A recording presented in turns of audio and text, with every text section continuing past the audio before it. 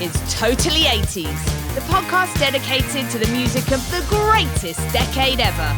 So, turn up your Walkman, loosen that scrunchie, and get ready to talk 80s with your host, Lyndsey Parker. Hi, I'm Lyndsey Parker from Yahoo Entertainment and SiriusXM Volume, and welcome to another episode of Totally 80s. Since we're all at home, why not take a second to follow us at Totally 80s on Facebook and Instagram, or email us your comments and show ideas at podcast@totally80s.com.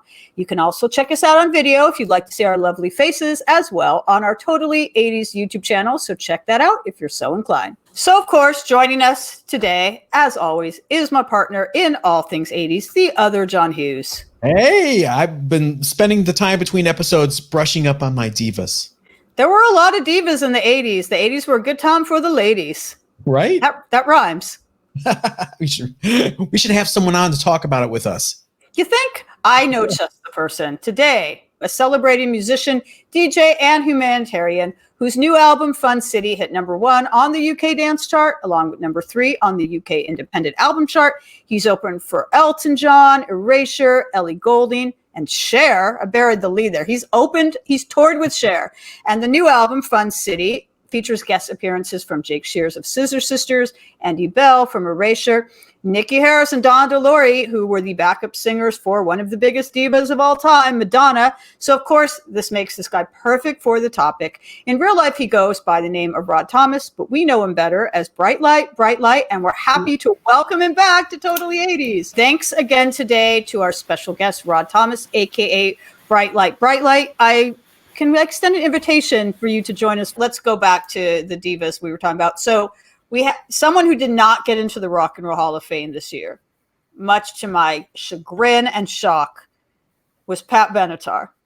Pat Benatar, I don't know, Rod, if that's like kind of your thing, because it's definitely, we're going into more of like a rock thing, but Pat Benatar in America, maybe not in England, but in you tell me, but like she was is an American treasure, operatically trained, complete badass, fashion icon. She's the reason I wear so many stripes. My entire my entire fashion look that I still have is based on 3 people. Cyndi Lauper to a degree, more with the hair. Madonna in Desperately Seeking Susan, everything Susan Thomas wore. And then one scene in the Love is a Battlefield video. It is a scene where Pat Benatar, who actually was 30 at the time, I found out later, but she's playing a teen runaway. And she runs out of the house. And fun fact, little bit of trivia, it's the first music video that ever had spoken dialogue in it.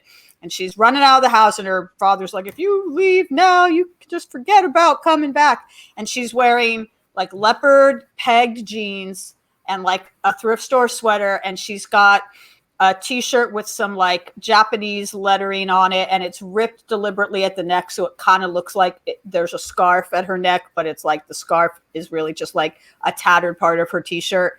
And she's got these huge earrings on. And I was just like, it was, when you talk about like a bomb going off, it was just like, so fashion wise, the whole like wearing stripes, leotards, but she was just like so badass. And there was a time when it was basically, John, you'll remember this better, where like the only like rock women, like by that, I mean like rock, not like the Go-Go's or whatever, but like rock women on MTV. It was like her and Joan Jett. That was it.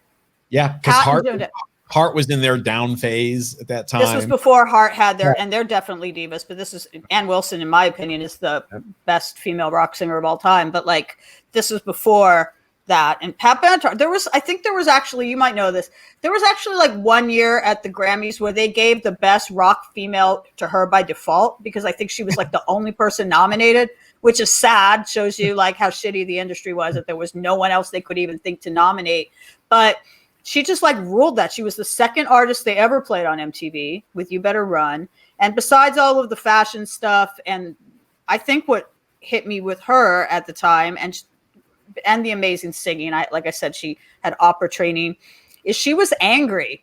Like all her songs were like Heartbreaker and You Better Run and It's Too Late. And like, she was like before Alanis, like the way Alanis hit kids of the 90s where they were like, wow, women being angry.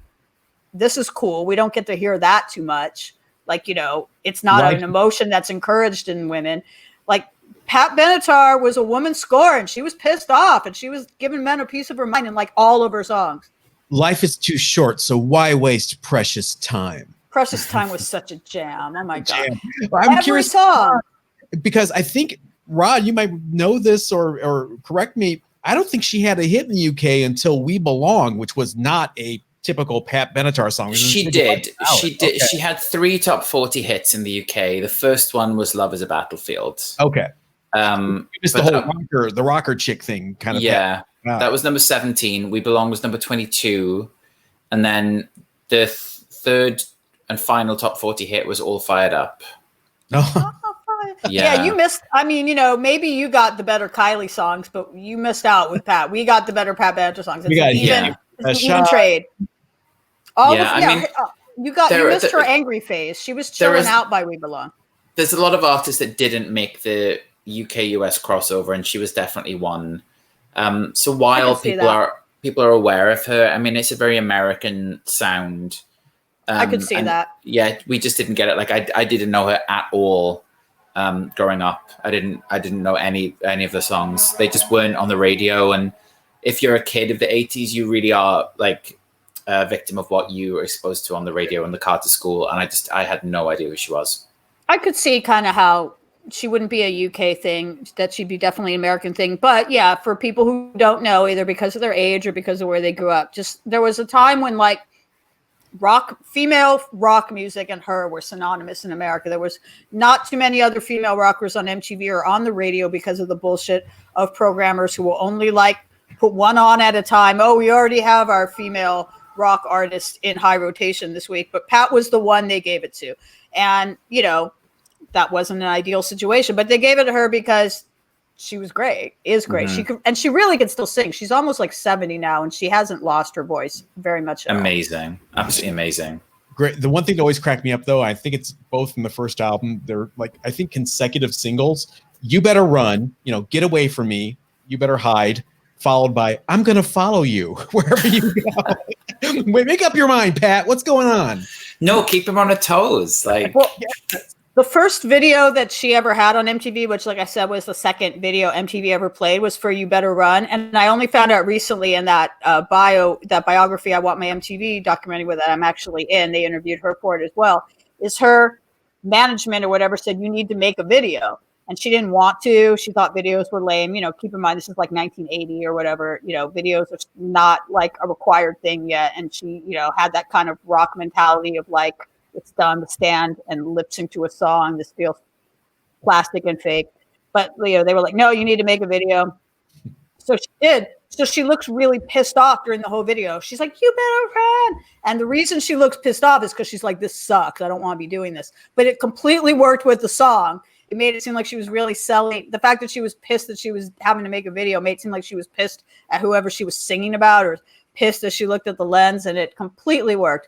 But let's take it back to pop, because most divas sort of fall into that category, and I think that probably is more of your thing, Rod. Like, who else is on your list? Jody Watley, Sade, Kate Bush. We haven't talked about Kate Bush yet. Yeah, Kate Bush is definitely a diva.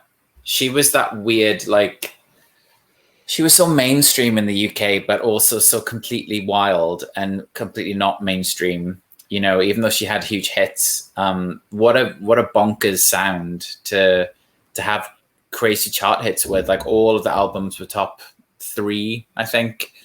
Top 5 singles, mind blowing. Number 1 single, debut single, number 1. Absolutely crazy. If you want bonkers, you have to hear Pat Benatar's version of Wuthering Heights. Wait, what? What? On her first record, Pat Benatar covers Wuthering Heights because it was not a hit here. Kate Bush did not have a hit with it here at all. So someone at Chrysalis is like, hey, this is a huge song overseas. Maybe this will work. And she does a cover of it, and it kind of, I kind of like it because it makes it an AOR rock song. Wait, almost. I didn't. Yeah. I'm embarrassed after I just spent 10 minutes talking about how amazing Pat Benatar was and how she changed my life, that I did not know about this. It's on the first record. The first record, Rod, you love the first Pat Benatar record. Just from talking to you, because it's very new wave. It's like, it is. very much of its time. It's synth poppy, new wave-ish almost. There's a song called "My Clone Sleeps Alone." Wuthering Heights is on there. It's a great record. So listen to the Wuthering Heights remake by Pat Benatar. And I'm curious what you guys think of it. But when we talk about the bonkers thing in general, just as we were talking about Annie Lennox a minute ago and how they would think to make I Love to Listen to Beethoven be a single, it's like the fact that Kate Bush became as big as a star as she did when, we're going to late 70s here, but when like her first performance on Saturday Night Live where she's like in her gold leotard, like doing Pilates on top of a piano, like that was on mainstream TV here. With Paul Schaefer playing piano, by the way. Yep, there you go. Or like, Babushka. I'll say Babushka is the art rock answer to the Pina Colada song, right? Am I right? It's the same kind of thing that, am I wrong? Except it doesn't have a happy ending. I don't know what the Pina Colada song is. Oh, that was too old and too American a reference. Army Dreamers, Suspended in Gaffa. What's happening here? This is top 40. A Suspended Gaffer was not top 40. Let's be brutally honest about that. But Army Dreamers in the UK was number 16. Babushka was number 5. Running Up That Hill was number 3. Don't Give Up was number 9. She had like a lot of big hits, and she really did. She showed people in a weird way that you could be like a recluse and have hits. Like she did one tour. On her first stint, and didn't play live again until 2013 or 2014 when I saw her in London. I went. I flew out for it. Oh, we all went. That's amazing. Wow. I went the last night, and there were these. I remember there were these women sitting behind me, and I could overhear them talking. It was one of them. It was their 50th birthday. And they had come in from a train. They didn't live in London. They come in from a train. This is what they were doing for her 50th birthday. And they were so excited. And the minute Kate Bush got on stage, they all started sobbing. Like almost to the point where if I hadn't thought it was so cute and sweet, I would have told them keep it down because they were like, they lost their shit. And that's what Kate Bush meant to a lot of women. And not that she didn't mean that to a lot of men too, but I think when we talk about the point you brought up, Rod, about how like a lot of men are threatened by these women who are very strong or very strange or whatever. Like nothing Kate Bush did was for the male gaze. Like, yeah, she was attractive. Yeah, sometimes she wore like leotards or things that showed off her body, but nothing about it was for the male gaze. And I think that connected with a lot of women. And I think everyone from like Tori Amos to like Bjork to like, even Lady Gaga to a degree owes a debt to that. Absolutely. I think even like Lana Del Rey to the point of like making a persona, because yes, you definitely have one, and weaving a narrative with stories that are not your own. I mean, Kate Bush showed the world that you can write songs about something you have no experience of, like being a witch burning at a cross or like being trapped under ice as a woman drowning. Like she hasn't done that, and she made all of that so very like, intoxicating to people that a lot of the artists that we have today owe an incredible debt to Kate Bush showing that could still get mainstream support and sell records and intrigue and capture the public imagination in a way that nobody thought that it ever could. Like her career is so wild, and she really did like disarm the male public, I think, when they thought that she was going to be one thing, and then you see her in the leotard, and then you see like the pantomime moves, and it's like, oh my God, what the hell is happening? It was just such a crazy mix of all of these different styles. It's really, there's nobody like that. It's really just so particular. It's incredible to watch. The closest person I can think of that's like that just, rejected doing anything to appeal to men specifically, sexually, was all over the place stylistically, failed to break through in America as well. And this is going deep. Nina Hagen? Kirsty MacColl. Oh, okay. She would do her own thing. She would put on personas. She would but just not in the same way. Kirsty's personas, I think, were more like almost like stand up. Every woman. She was like in a theater stage show. Like she looked like she was giving a theatrical performance. She was like, Kate Bush is like Suspiria, and Kirsty MacColl is like Tell Me on a Sunday, and they're both fantastic, but they're like really different things. Sorry, but for Kirsty, again, never really. If you stop 10 people here on the street, I know they're not going to know who she is. It's tragic. She's so amazing. It's really tragic that she's just so forgotten. I saw her play probably one of her last U.S. shows in 1994 in Cleveland, Ohio. It was me and 23 other people. And she played like she was playing in a stadium. She did not give a crap. She went out there, did her thing, came out in the crowd, introduced herself to every single person, took photos. She was amazing. I miss Kirsty. But while we're on the subject of divas that are kind of more like really far out there, and I like to use the word bonkers or bananas. Great. Obviously we've talked a bit about Grace Jones already, but someone who scared me as a child, who scared me as a child, you probably don't know one, so we won't go into it, but I just want to put the footnote of Dale Bozio from Missing Persons, who never got as big here as they should. But I'm not saying Lady Gaga ripped her off. I don't know if Dale Bozio. Are you really?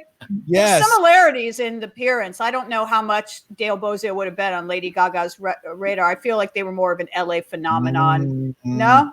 All right. I've seen the same plexiglass bra used for both ladies.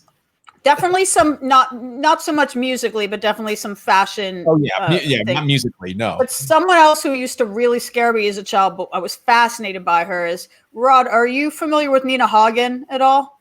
Yes, not anywhere near on the level that I am with these other divas, but Nina Hagen is definitely somebody I've watched lots of performances of and seen some just incredible stage performances. Like the artistry is really amazing. I know her imagery much more than I know the music. Well, she had a song called, I love the line in Universal Radio where she had the song, the line, I'm my own radio. I always liked that. I thought every woman should be their own radio. But John, you remember MTV used to actually play like I Love New York all the time. And it was her just like wailing like some weird opera shit. And I was like, what is this? They would play New York, New York, and they would play a song which everyone's forgotten about. It was very light rotation every now and then, called Zara, Zarah, which starts off as this opera. She's very operatic. You can tell she was trained. And then it goes into this weird, bizarre synth funk thing. And you're like, what is happening? She was just so completely out there. And I mean, obviously not at a Whitney or Madonna level of stardom, but definitely a diva. But you mentioned Susie Sue. We have to talk about Susie Sue. I spent my entire teen years trying to get my eye makeup to look like Susie Sue. Mm-hmm. I have some photos to prove that at some time I actually nailed it, but it's a work in progress to this day. But I mean, if Robert Smith was my king growing up, Susie was absolutely my queen. I mean, she just dazzled. I mean, no pun intended. Like, she just seemed like a walking piece of art to me. And I mean, being someone who came from the goth post-punk world, there was, again, just like with Pat Benatar, there weren't like a lot of women in that world who were like on KROQ here. I don't know, Rod, if that's like someone that was on your radar at any time. Susie and the Banshees did get poppier as time went on.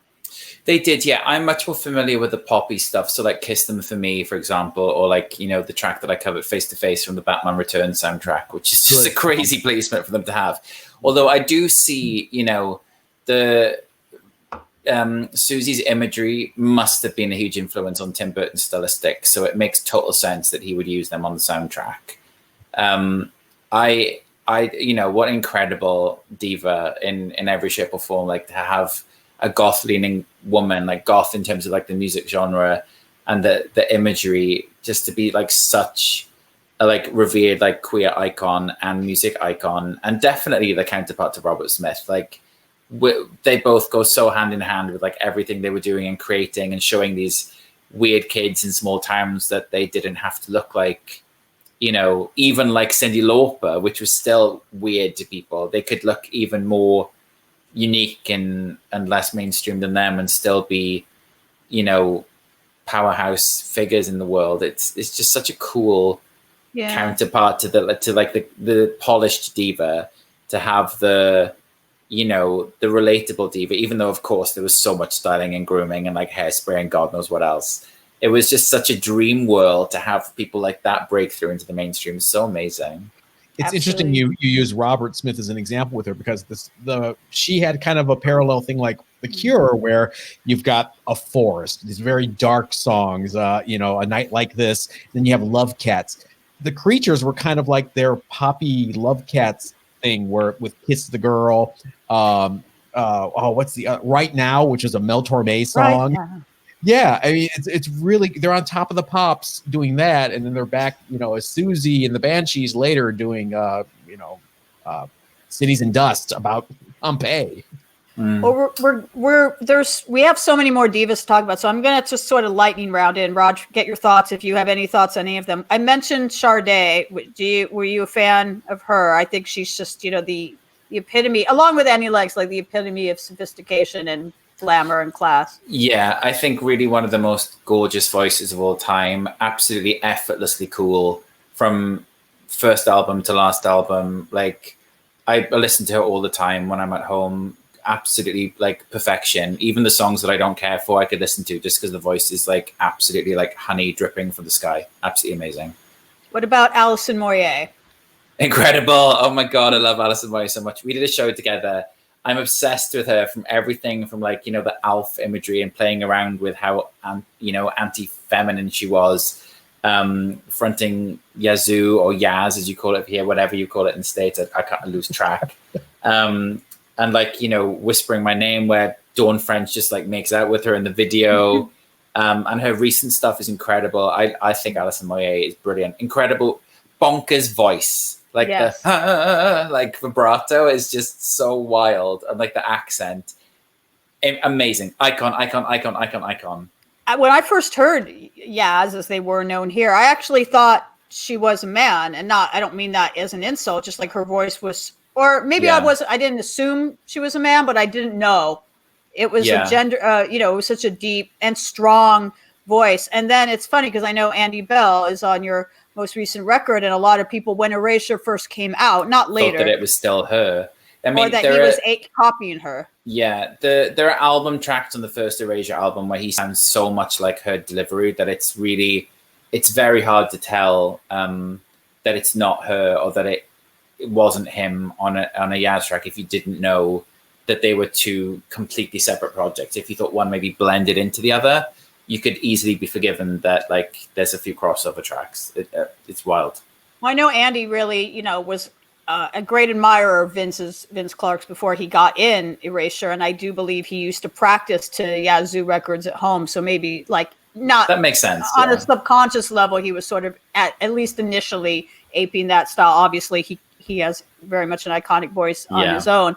Can I give a shout out to my most favoriteest Yazoo track that's not a single, State Farm. Let's hear it for State Farm. Yeah, State Farm is there. Want to make it feel good? How do you guys feel about, I'm just going to throw a few more out, Terry Nunn from Berlin. She was a style icon for me, and definitely, I don't know how big she might have been in England. She was in LA, huge. Yeah, I don't know. I'm not really aware of her per se, which is my own fault. I'm not really aware of Berlin's work beyond the kind of main songs, not just like the hit, but not just the the song from the movie, but like I don't know much about their lives or their life beyond music, unfortunately. Rod, you have homework. You have to listen to Masquerade. I do. I mean, I have that record. It didn't grasp me the way that Sex from Pleasure Victim is the song that would be a good one for your DJ sets. But there's she's I mean, she was an icon because of the hair. Obviously, Take My Breath Away that Giorgio Moroder won an Oscar. But it's funny because she was an actress, and she was in that disco movie, Thank God It's Friday, playing like the teen disco crasher. She was in that. But she auditioned actually to be Princess Leia. And if you go on YouTube, her audition with Harrison Ford is there, because I think on one of the DVDs, they showed a bunch of actresses who auditioned to the part that obviously went to Carrie Fisher. She didn't do a bad job. She just was only like 17, so she was playing it much more as like a bratty teenager, and apparently Harrison Ford didn't like her. So like he didn't like her right off the bat, but she did all right for herself. But I always thought, I think she was probably more of an American thing, but I wanted to get your thoughts on her. And then someone who was, when we're talking about fashion icons for me, how do you feel about Jody Watley? I'm not super familiar. I have a couple of the 12 inches. Was not a big thing for me growing up, which again is my British heritage failing, really. Just wasn't on the radar in any way that they were over here.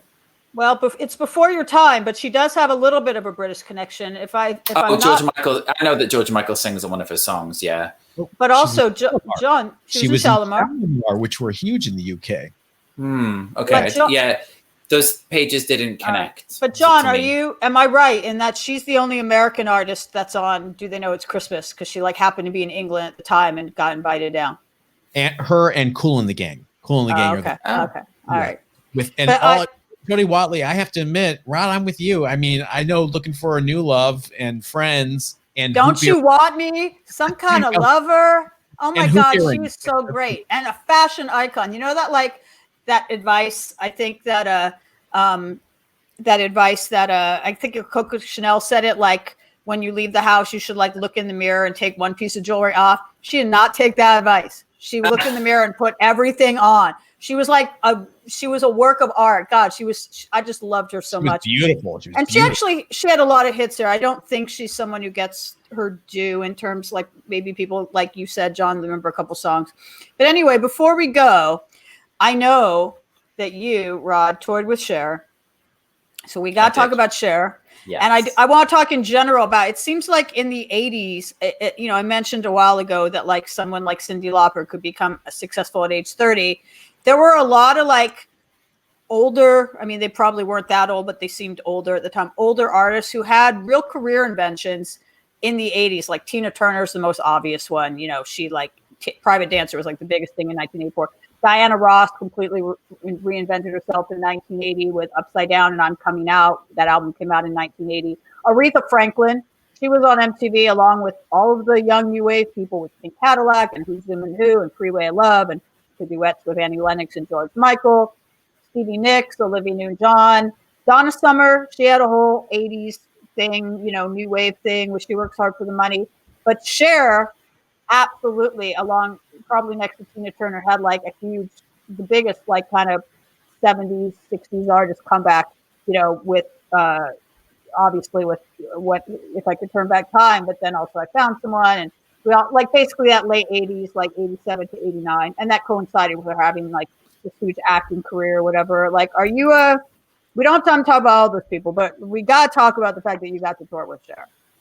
Yeah, I mean, Cher was somebody much more so than any of these divas that I was aware of, because she was just such a public figure as well, on top of the music, so everybody knew If I Could Turn Back Time, that body stocking, the imagery. This is who embodies all the things that I spoke about earlier about a diva, where it's iconic imagery, iconic moments with starring in movies that were winning Oscars and award nominations across the world, hit singles, album covers, popping up in celebrity friendships, talked about in the news, everything. She was literally everywhere. There is no way that you could have been a person on this planet in the 80s and not have heard who Cher was or something about her name. It's just completely amazing how she was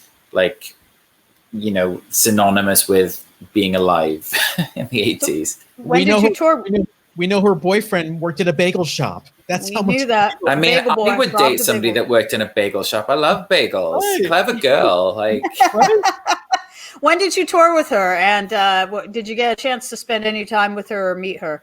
I toured with her last year. I mean, this time last year, I was still on tour with her, which is crazy.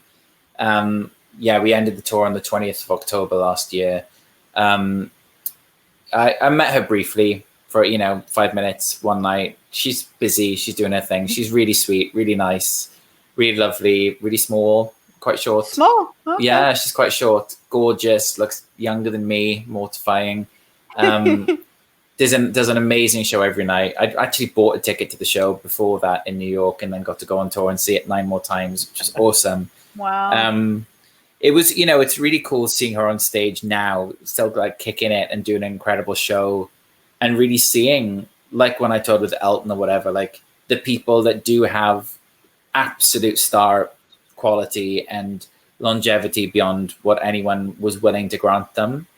And it's really cool to just see these people own what they've achieved with their lives. And like the 80s is still such a huge part of Cher's show. Obviously it ends with Believe, because that's like the pinnacle of sales for one song that she's had. But the 80s stuff is so timeless and everybody knows all the songs. It's like drunk people's karaoke song, wedding songs, college radio, college dance floors, 80s nights, 90s nights. She's like the ultimate 80s, like almost like more than a diva, you know? She's just like, she's like a kind of 80s god. She's not even a diva. She's just like, there's nothing like her at all. She's just there. There's nothing like her. I feel since we've gone to the point where we're beyond diva-dom and gotten into the god phase, that's a great way to end this. So I thank you so much for bringing all your insight, about all your knowledge. Is there anything you want to plug? Obviously, we've talked about the fact that you have this album Fun City out, but you do these DJ sets and you're working on other things. Thank you again, Rod, aka Bright Light, Rod Thomas, for joining us to talk about all things divas. I've been Lyndsey Parker, and I've been joined today by the other John Hughes, and we want to thank you for listening. Remember to give us a rate and review on your favorite podcast platform, and we'll catch you next time. This was Totally 80s, the podcast dedicated to the music of the greatest decade ever. Don't forget to follow us on Facebook and Instagram at Totally 80s, and please leave us a review on your favorite podcast platform. Until our next episode, catch you on the flip side.